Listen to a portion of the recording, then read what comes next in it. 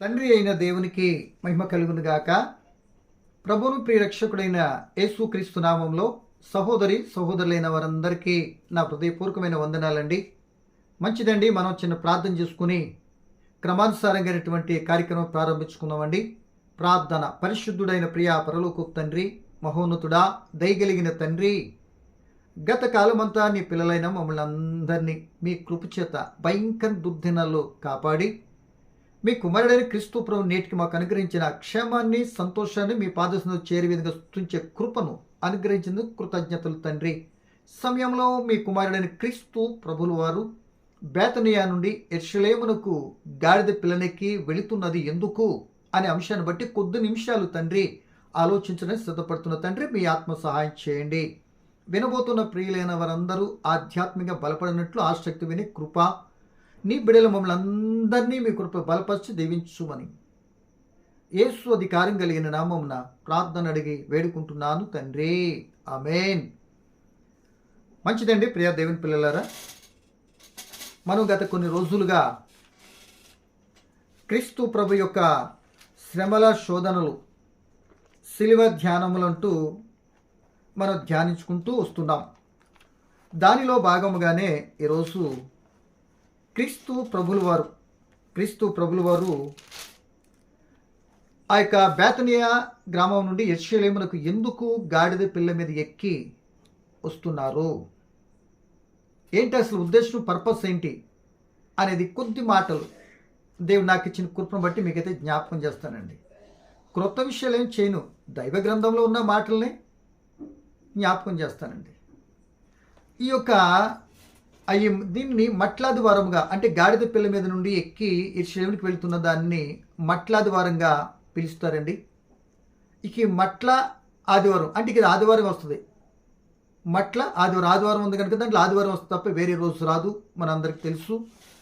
కనుక ఇది క్రీస్తు ప్రభు యొక్క చివరి ఆ భూ సంబంధమైన పరిచర్య చివరి గడియలు, చివరి దినాల్లోకి ఆసన్నమవుతున్నట్లుగా మనకు కనబడుతున్నది. ఒకటి.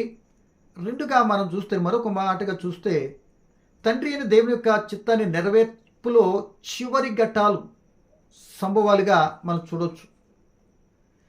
ఈ యొక్క బేతనియా నుండి యెరూషలేము వెళుతున్నటువంటి ఆ భాగాన్ని ఈ పరిశుద్ధ వారపు దినాలుగా, అంటే ఆదివారం కనుక పరిశుద్ధ వారపు దినములుగా మరి ధ్యానించుకుంటూ ఉంటారండి.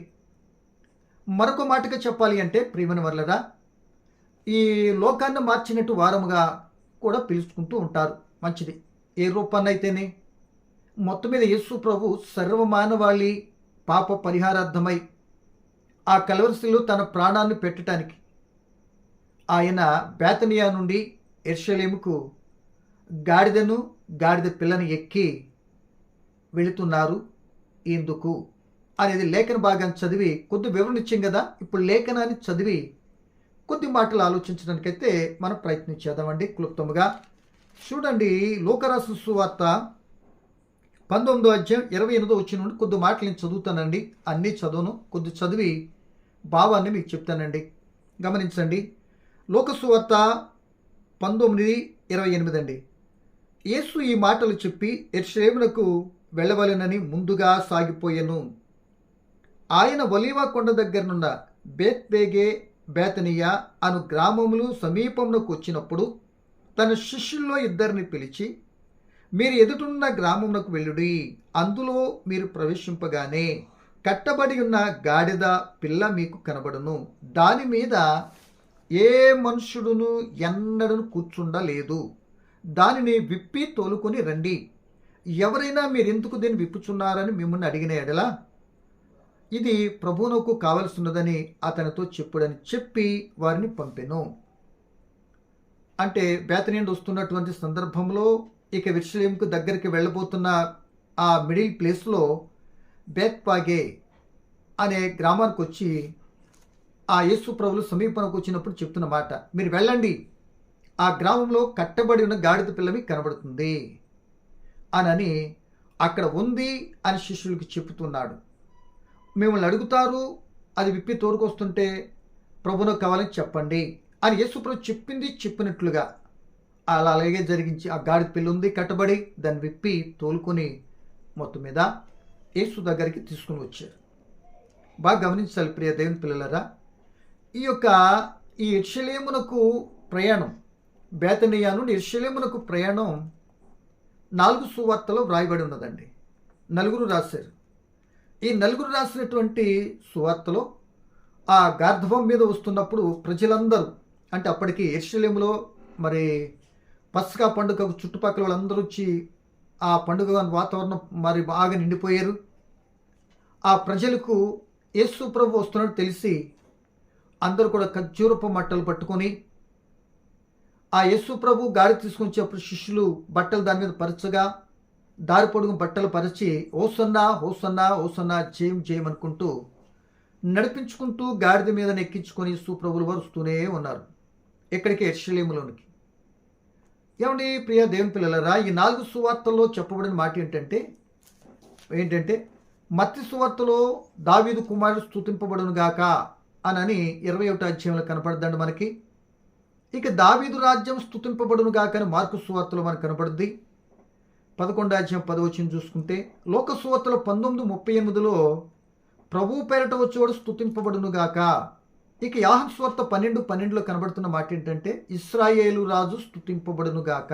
అంటే ఈ నాలుగు సువార్తలు నలుగురు 4 మాటలుగా, అంటే దావీదు కుమారుడని, దావీదు రాజ్యం అని, ప్రభు పేట వచ్చేవాడని, ఇశ్రాయేల్ రాజు అని సంబోధించారు. మొత్తం మీద ఏదైతేనే అందరూ గాడిద పిల్లనెక్కి యేసు ప్రభుల వారు వస్తున్నారు. సరే, ఎందుకు వస్తున్నారు?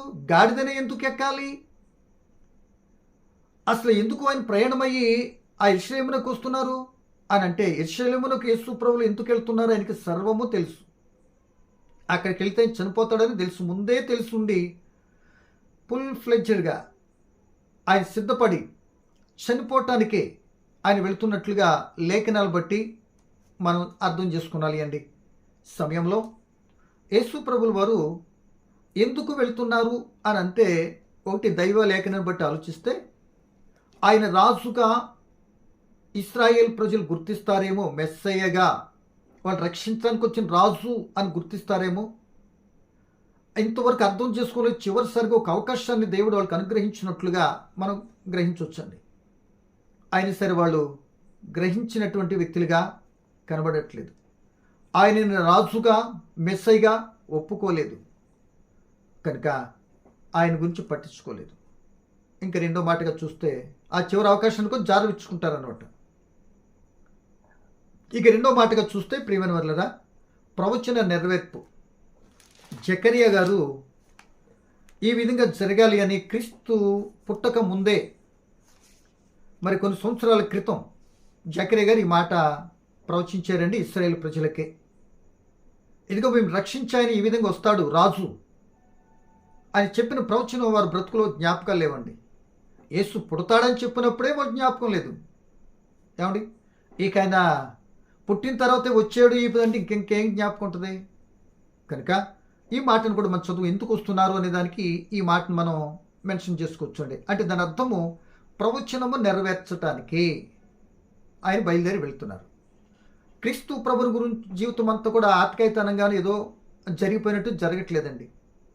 ఆయన జీవితం పుట్టుక కాడి నుండి మరణించి తిరిగి లేచి పరలోకానికి వెళ్ళేంత వరకు ప్రవచన రూపంలో ముందుగానే తండ్రి దేవుడు తన కొరకు స్క్రిప్ట్ రాయించి ఏదైతే ఉన్నదో ఆ తండ్రి చిత్త ప్రకారం సమస్తం నెరవేర్చడానికి యేసు ప్రభుల వారు భూలోకానికి వచ్చారు, ఆయన చేత పంపించబడ్డారు అన్న సంగతి మనందరికీ తెలిసిందే. కనుక ఈ సమయంలో ఆయన ఎందుకు బేతనియా నుండి యెరూషలేము వెళ్తున్నారు అంటే ప్రవచన నెరవేర్పు అన్నాం కదా. ఆ వాక్య భాగం చదువుదాం. జకరియా గ్రంథము 9వ అధ్యాయము 9వ వచనం. సియోను నివాసులారా బహుగా సంతోషించుడి, యెరూషలేము నివాసులారా ఉల్లాసముగా ఉండుడి. నీ రాజు నీతిపరుడును రక్షణ గలవాడును దీనుడై గాడిద పిల్లని ఎక్కి నీ యొద్దకు వచ్చుచున్నాడు. మరి ప్రవచనం ఉంది కదండి, వాళ్ళు గుర్తుండాలి కదా. వాళ్ళకేం గుర్తులేదు. ఎన్నో పర్యాలు యేసు ప్రభువులు వారు వచ్చారు యెరూషలేముకి గత 2-3 సార్లు. అయినా వాళ్ళు పట్టించుకోలేదు కదా. ఇక చివరిసారి ఇక ఆయన వెళ్తున్నాడు. ఆయన జీవితం భూలోక యాత్ర ముగించబడుతుంది. ఇక ఈసారన్నా వింటారేమో అన్నదొకటి, ప్రవచన నెరవేర్పు రెండుగా కంబైన్డ్గా గాడిద పిల్లనెక్కి యేసు ప్రభుల వారు యెరూషలేము మందులో ఎంటర్ అవుతున్నారండి. ఆ సందర్భంలో ప్రజలందరూ ఖర్జూరపు మట్టలు పట్టుకొని, ముందే చెప్పాం కదా, బట్టలు పరిచారు. ఆయన గాడిద మీదకి ఎక్కించారు. హోసన్నా అనుకుంటూ లోనికి వస్తూ ఉన్నారు. అంటే నడుచుకుంటూ మందిరంలోనికి వస్తున్నారు. ఇక్కడ హోసన్నా అనేటువంటి ఎబ్రీ పదానికి మనం చూస్తే ఇప్పుడే రక్షించు అని దానికి అర్థం అండి. అంటే వాళ్ళు రక్షించాలి. ఇక్కడ మాట చెప్తున్న మాట, రక్షకుడు ఎలా వస్తున్నాడు? రక్షించువాడు ఏ కత్తి డాలో, ఏ గుర్రం మీదో ఆర్భాటంతోనో లేకపోతే అంగు ఆర్భాటంతో వస్తే ఒక రకంగా ఉండేది. ఏమండి, ఈయన ఎలా వచ్చాడు ఇప్పుడు? ఇంతకీ ప్రవచనం నెరవేర్పు కనుక గాడిద పిల్ల మీద ఎక్కి వస్తున్నాడు. ఈయన ఎలా వస్తున్నాడు? రాజుగానే. అసలు రాజులు గాడిదలు ఎక్కుతారా? వివరంలోకి వెళ్దాం. పోనీ ఆ రాజు ఎలాంటి వాడు అని అంటే ఖడ్గం డాలు ఏమైనా ఉన్నాయా? ఏమీ లేవు. దీనుడై ఏమంటున్నాడు? నీతిపరుడు, రక్షణ గలవాడు, దీనుడైన వాడు రక్షించటానికి నీతిపరుడై ఎలా వస్తున్నాడు? గార్ధబొమ్మెక్కి గాడిద పిల్ల మీద ఎక్కువ వస్తున్నాడు. వాళ్ళకి నచ్చలే, వాళ్ళు అంగీకరించలే.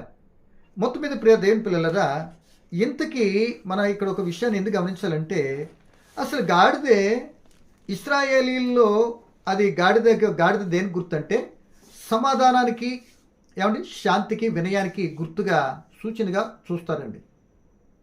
గుర్రం అయితే యుద్ధానికి సూచనగా, యుద్ధానికి వెళ్ళేటప్పుడు వాడే సాధారణంగా మనం చూస్తుంటాం గత కాలాల్లో, రాజుల కాలాల్లో. సో ఇప్పుడు ఈయన తీసుకున్నది గాడిద ఇశ్రాయేలు బలర్పించడానికి పనికిరాదండి. ఒకవేళ గాడిద కానీ మీకు ఉండి అది గాడిద పిల్లని అర్పించాలంటే దాని తల వెనక కొట్టి వెనక పడేసి దానికి బదులుగా దాని వెలతో గొర్రె పిల్లను కానీ అర్పించాలి.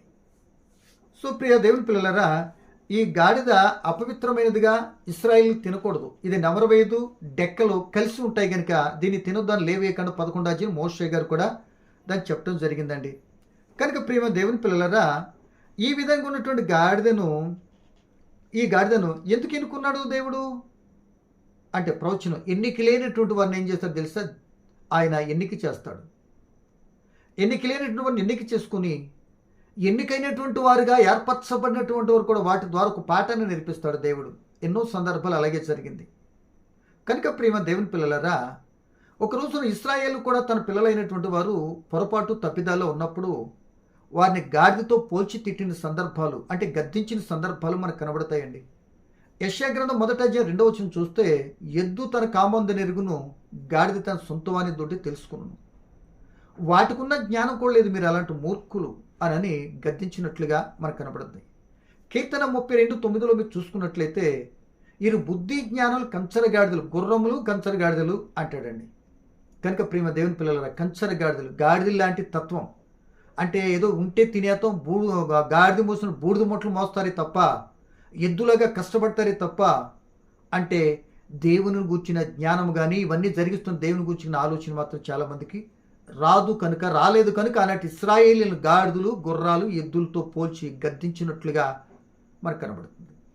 ఇకపోతే సంఖ్యాకాండం 23 చూసుకుంటే, మరి దేవుని ప్రవక్త ఆయన పలికితే సమస్తం జరిగిపోతుంది. అంత ఆధిక్యతనిచ్చాడు బిలాం గారికి.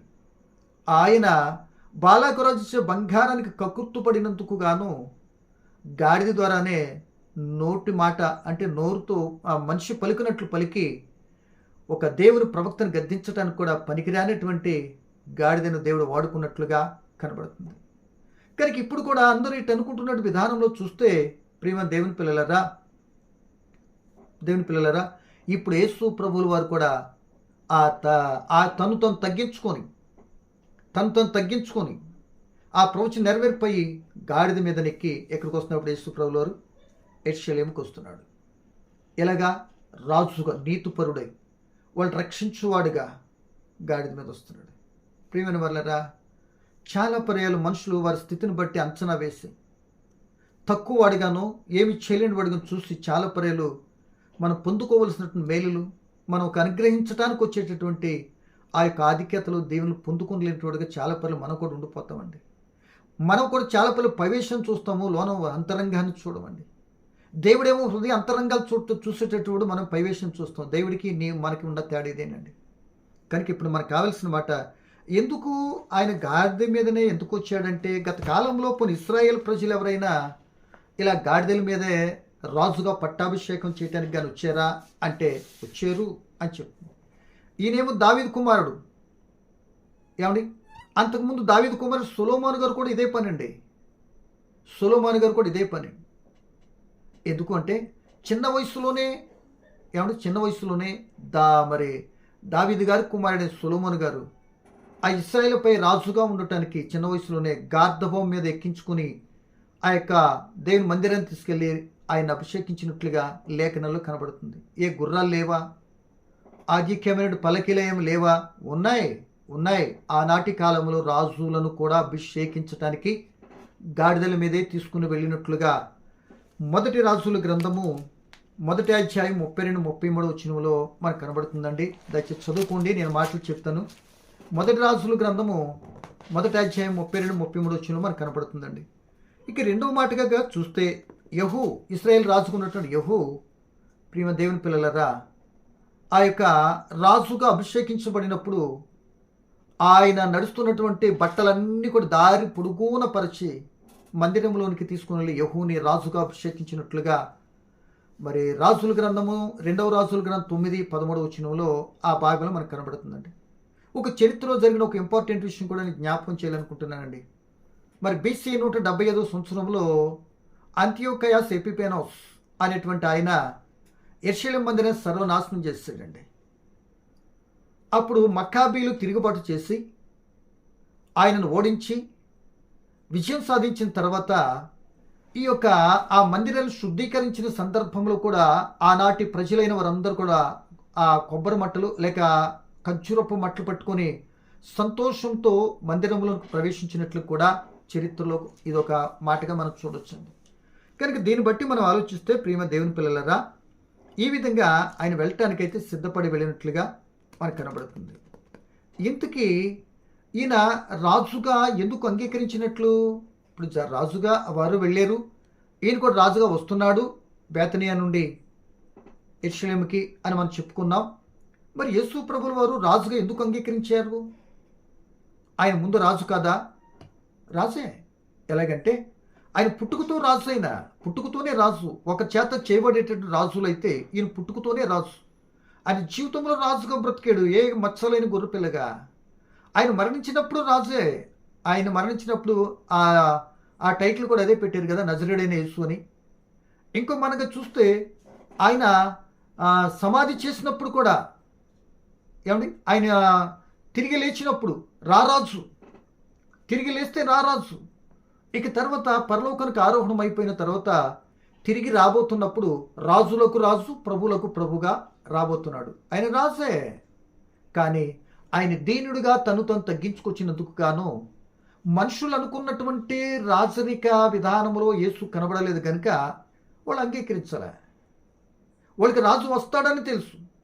భౌతికమైనటువంటి రాజుగా, భూస్వామ్య రాజుకు వచ్చి మమ్మల్ని ఆ యొక్క యెరూషలేము పరిపాలనతో ఉండడం మమ్మల్ని రక్షిస్తాడా ఆయన వస్తే అని ఏ విధంగా ఎదురు చూశారు. ఆ యేసు ప్రభు వచ్చినప్పుడు ఏమంటాడు? పిలాతు దగ్గర అన్నప్పుడు ఏమంటాడంటే, నువ్వు నిజంగా రాజువేనా అంటాడు. యోహాను సువార్త 18:35-36లో చెప్తున్న మాట అండి. అవును, నువ్వు అన్నట్టు రాజునే, నేను రాజులా కనబడట్లేదా నీకు అన్నట్లుగా రాజునే అంటాడండి. అని సమాధానం ఏంటాడంటే, నా రాజ్యం ఈ లోక సంబంధమైంది మాత్రం కాదు. మరి ఏ సంబంధమైంది? పరలోక సంబంధమైంది. పరలోక సంబంధమైనటువంటి రాజ్యము భూలోకము స్థాపించడానికి వచ్చాను. అంటే వీళ్ళు ఈ లోకానికి వేరయ్యి నన్ను బట్టి, అంటే క్రీస్తు నన్ను ధరించుకొని వాళ్ళు సపరేట్ అవుతారు.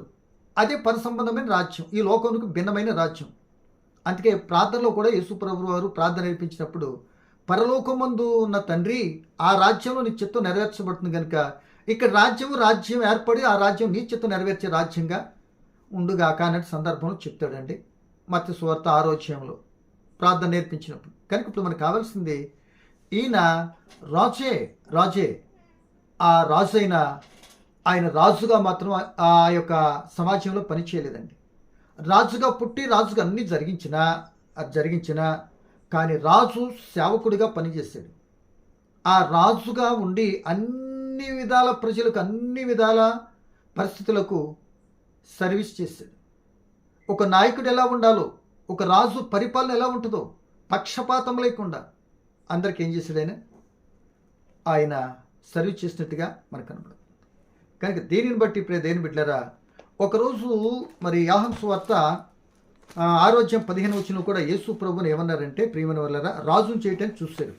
చక్కగా భోజనం పెట్టేశాడు, 5 రొట్టెలు చేపలుగా మస్తుగా పెట్టేశాడు. కనుక ఈయన మనకి రాజుగా ఉంటే రోజు పెట్టేస్తాడు అన్నట్టు అనుకున్నారేమో. ఆ మాట చదువుతున్నాను చూడండి ఒకసారి. యోహాను సువార్త 6:15 నేను చదువుతున్నానండి. యోహాను సువార్త 6:15 అండి. రాజుగా చేయుటకు వారు వచ్చి తను బలవంతం పట్టుకొని పోచున్నారని యేసు ఎరిగి మరలా కొండకు వెళ్ళిపోయాడంట. ఆ రోజు వద్దు అన్నాడు, ఈరోజు ఎందుకు వస్తున్నాడు అనేది మన పాయింట్. ప్రవచన నెరవేర్పు ముందే చెప్పాను కదా, ఆయన ఆఖరిసారిగా ఇక రాజుగా దానిలో ప్రవేశించడానికి అప్పుడైనా తెలుసుకుంటారేమో అని ఆ యొక్క బేతనీ నుండి ఆ పిల్లలందరూ జైలు కొట్టుకుంటూ ఏమండి వస్తూనే ఉన్నారు. పిల్లలు ఏమండి వస్తున్న సందర్భంలో ఆ జనాలందరూ ఆ యొక్క ప్రజలందరూ అరుస్తుంటే వీళ్ళు ఏమంటారు తెలుసా? అక్కడ మతాధికారులు ఏమంటారు తెలుసా? ఓ యేసు, ఏంటి పిల్లల అరుపులేంటి, గొడవ ఏంటి అని అన్నారండి. లోకరాసిన సువార్త 19:39 ఆ మాట మనకు కనపడద్దండి. ఏంటి అరుపులు అని అంటే ఆయన ఏమన్నాడు తెలుసా? వాళ్ళు అరుపులు ఆపువయ్యా అన్నాడు. అప్పటికి యేసు ప్రభు వస్తాడు, రాడేమని సందేహంతో ఉన్నటువంటి యేసు ప్రభు ఆల్రెడీ వచ్చేసాడు. ఇక ఇప్పుడు చంపాలని ఉద్దేశంతో ఈ అరుపులు, ఈ యొక్క జనాలు చూసి వీళ్ళు భయపడిపోయారు. ఏంటి అరుపులేంటి అని అనగానే అప్పుడు యేసు ప్రభువు వారు అంటారు, ప్రేమ దేవుని పిల్లలరా, ఒకవేళ ఈ పిల్లలు కానీ అరుపులు ఆపేరా, రాళ్ళు కేకలేస్తాయి, ఏది కావాలో కోరుకోండి అంటే వాళ్ళు సైలెంట్ అయిపోయారు. ఇక తర్వాత యోహాను సువార్త 12:19 లోకమంతా కూడా వెంబడి వెళ్ళిపోతుంది. ఏంటారు? లోకమంతా ఆయన వెంబడి వెళ్ళిపోతుంది. మన ప్రయోజనాలన్నీ కూడా, మనం చేసిన ప్రయత్నాలన్నీ కూడా విఫలమైపోయినవి. ఏంటి ఇలా వెళ్ళిపోతున్నారు ఏంటని ఇక వాళ్ళు కంగారు పడినట్లుగా ఆ మతాధికారులు, ఆ పరిసర శాస్త్రులు కంగారు పడినట్లుగా మనకు కనబడుతుంది. ఆ మాట చూస్తున్నాం చూడండి. మరి యోహాను సువార్త 12:19 అండి. కావున పరిసయ్యులు ఒకరితో ఒకరు మన ప్రయత్నములెట్లు నిష్ప్రయోజనమైపోయినవో చూడుడి, ఇదిగో లోకమంతా ఆయన వెంట పోవచ్చున్నది చెప్పుకున్నది. యేసు ప్రభు వెనకాల అందరు కలిసి వెళ్తున్నారు. ఆయన కూడా ఆ ఆనందం ఇప్పుడు అనిపించలేదు ఆయన జీవితంలో. ఆ ఆనందం ఎంతో కాలం ఉండదన్న సంగతి యేసు ప్రభుకి తెలుసు. ఇప్పుడు ఎవరైతే జేజేలు కొట్టుకుంటూ తీసుకుని వచ్చారో ఈ ప్రజలందరూ రాజకీయంలాగా ఇటు కూడా జెండాలు పట్టుకొని అటు ఇటు ఉండి ఓటు మరొకరికి వేసినట్లుగా సేమ్ ఇక్కడ రాజకీయ విధానంలో చేంజ్ అయిపోద్దండి. ఇక 4-5 రోజుల్లో జేజేలు కొట్టినటువంటి వాళ్ళందరూ ఆయన ఎన్ని దూషణ మాటలు మాట్లాడతారు, ఎన్ని రకాలుగా మాట్లాడతారు, రాబోయే దినాలు మనం చూడబోతున్నాం. కనుక ప్రియమైన దేవుని పిల్లలరా, ఇంతకీ యేసు ప్రభు ఎందుకు వెళుతున్నారు అని అంటే, ప్రవచన నెరవేర్పుగా తను రాజుగా ఈ మట్లాదివారం పామ్ సండే రోజున ఆయన బయలుదేరి బేతనియా నుండి గాడిదనెక్కి గాడిద పిల్లతో ఊరేగించుకుంటూ వెళ్ళారండి. అట్టి అనుభూతి ఎప్పుడు కూడా ఆయన జీవితంలో లేదండి. ఆయనకి తెలుసు మనసంతా వేదంతో నిండిపోయి ఉండొచ్చు, నేను వెళ్తున్న చనిపోతానికి, అక్కడ చంపేస్తానన్న సంగతి ఆయనకి తెలుసు. అట్టి పరిస్థితులు వెళ్ళారు. అలా వెళుతూ ఉండగా ప్రజలందరూ అరుస్తున్న దాన్ని కూడా కౌంటర్ ఇచ్చాడు. నేను వేరే అటు ఇటు వెళ్ళట్లేదండి. ఆ యెరూషలేము పట్టణానికి సమీపముగా వెళ్ళి ఇక తర్వాత ఏం జరిగిందో రేపు మాట్లాడదాం. కొన్ని ఇద్దరుగా గ్రంథాలు రాసినప్పుడు ఆ వెళ్ళిన ఆదివారమే మందిరాన్ని మరి శుభ్రం చేసాడని, శుద్ధీకరించాడని, లేదు మరుసటి రోజు సోమవారం బేతనీకి తిరిగి వెళ్ళిపోయి మళ్ళీ వచ్చాడని మనకు కనపడద్దండి. మనమైతే ప్రియ దేవుని పిల్లలరా, రేపటి కాల సమయంలో ఇదే విధానం మీద రెండవ పార్ట్గా ఆ యేసు ప్రభు ఇవన్నీ తెలిసి వచ్చినటువంటి ఆయన ప్రియమైన వర్లరా, ఆ యెరూషలేము దగ్గరకు వచ్చి ఆ యెరూషలేము పట్టణాన్ని చూసి ఏం చేశాడు, ఏం చెప్పాలనుకున్నాడు, ఆ సమీపానికి వచ్చి యెరూషలేములోనికి వెళ్ళి ఏం చేశాడు అనేది రేపు చూద్దాం. ఈ విన్నదాన్ని బట్టి ప్రియ దేవుని బిడ్డ ఒకసారి మనసును పెట్టు. ఆ కట్టబడిన గాడిదని విప్పినట్లుగా పనికిరానిదనుకున్నటువంటి వ్యక్తిగా ఆ దేవునికి ఆ యేసును మోసిన దేవుని కుమారుని మోసేందుకు ఒక సాధనగా మార్చబడిన తర్వాత దాని రేంజ్ మారిపోయినట్టుగా కనబడుతుంది. కింద నడవట్లేదు, మహోన్నతుడైన దేవుని కుమారుని మోస్తూ ఉన్నది. ప్రియ దేవుని బిడ్డ, నిన్ను నన్ను రక్షించిన తర్వాత ఆ యేసు సువార్తను మోసుకుని వెళ్ళేటటువంటి ఆ గాడిదగా ఆ అవకాశం దక్కింది. ఏ పెద్ద పెద్ద జీవులు విలువైనవి గొప్పవి ఎన్నో ఉన్నాయి, వాటికి దక్కలేదు. ఎంతోమంది గనులు గొప్పవారు లోకంలో మనకి కనబడతారు. అల్పులైన మనకి, నీకు నాకు రక్షణ భాగ్యాన్ని ఆ యేసుని కలిగి ఉన్న భాగ్యాన్ని కలిగి ఉన్నాం, రక్షణ పొందుకున్నాం. ఆ రక్షణ వార్తను మనం కూడా మోసుకుని వెళ్ళేటువంటి ఒక గాడిద వలె, ఆ భారాన్ని మోసేటటువంటి వ్యక్తి వలె ఆ సువార్తను చెప్పి అనేక మంది జీవితాలు మార్చడానికి యేసు ప్రభు మాట ఉపయోగకరమైనది, బ్రతుకులు మార్చే మాటను చెప్తే అంతకంటే ధన్యకరమైనది మన జీవితానికి లేదండి. ఎక్కడ ఉన్నటువంటి ప్రతి క్రైస్తవునిపై ఈ భారం ఉన్నదండి. ఒక పాస్టరే కాదండి అనే సంగతిని గుర్తిరిగి మీకు అవకాశం ఉన్నటువంటి పరిస్థితులను తప్పనిసరిగా క్రీస్తు రక్షకుడు మనందరి పాపాల కొరకు ఆయన చనిపోయాడు. మన శిక్ష ఆయన తీసుకుని నేను విమోచించాడు. ఆల్రెడీ నీ పాపానికి శిక్ష వెల చెల్లించబడింది. ఇప్పుడు ఆయన నమ్ముకో, క్షమాపణ కోరుకో, మనసు మార్చుకో, బాప్తిసం పొందు. ఆయన బిడ్డగా శిక్ష తప్పించబడతామని చెప్పడానికి ప్రతి ఒక్కరిపై బాధ్యత ఉంది. అలా విప్పబడిన మనము కట్టబడిన స్థితిలో ఉన్నటువంటి వారిని విడిపించడానికి చేయగలిసిన ప్రయత్నాలన్నీ కూడా చేసి ఆయన రాజ్య విస్తరణలో సువార్తను చెప్పుతూ ఆయన వస్తానన్నారు కనుక రాజులోకి రాజుగా అప్పుడు సిద్ధపడే కృప దేవుడు మనకి ఇవ్వాలని కోరుకుంటూ ఈ నా మాటలు ముగిస్తున్నాను. పరమ తండ్రి, నీకు వందనాలు. పలకబడిన మాటలో పరమార్థం ఏంటో గమనించుకొని మీ చిత్తానుసారం ప్రవర్తించే సహాయం చేయండి. మీ కుమారుడైన క్రీస్తు ప్రవేశంలోకి వెళ్తున్న విషయాన్ని కొద్దిగా ఆలోచించే తండ్రి. రేపటి కాలాల్సిన మరికొన్ని విషయాలు ఆలోచన కృప చూపమని యేసు నామమున అడుగుచున్నాను తండ్రి. ఆమేన్.